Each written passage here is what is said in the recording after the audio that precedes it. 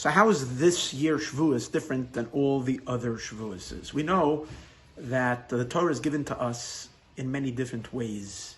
Sometimes the relationship between us and the Torah is in a manner where it's considered an acquisition, something that we've acquired. This week's Pirkei Avos is called Kinyan Torah, the acquiring of the Torah. Or Hashem says, Macharti lochem es terasi, I sold you my Torah. Sometimes the Torah is referred to as a gift, as we say Matan Torah. The Torah is given to us. Or v'nasan lanu es terasi, Hashem gave us the Torah. Sometimes the Torah is referred to as an inheritance. Torah tziva lanu Moshe. Moshe commanded us the Torah, Morasha. It's an inheritance, Kihilas Yaakov, to the congregation of Yaakov.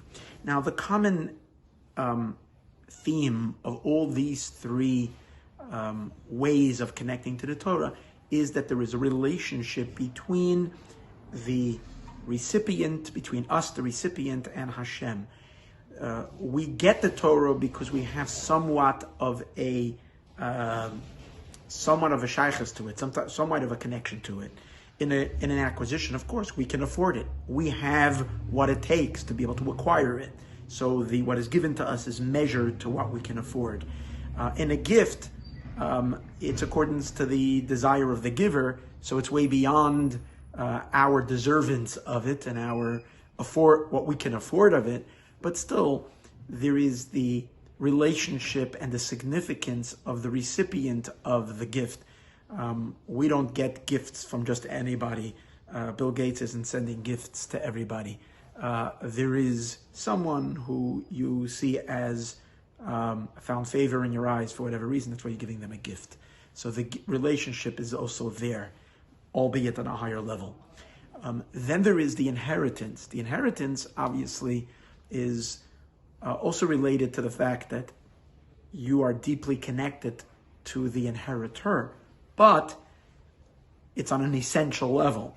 A child and a parent are essentially bound up together. It's not external, so it's a very deep connection, and therefore your ability to receive and to get, in our case, to get the Torah, is on a very essential, core essential level. But even parent and child, it has to do with the fact of who we are and the fact of who Hashem is, that Hashem is our parent, our father, and we're his children. That's not the beer essence of God. Like a parent only becomes a parent at a certain time in their life. They existed prior to being a parent. So there is the element of Hashem's very, very, very essence, and the Torah as it is merged with Hashem's essence. On that level, these three connections don't reach into that depth.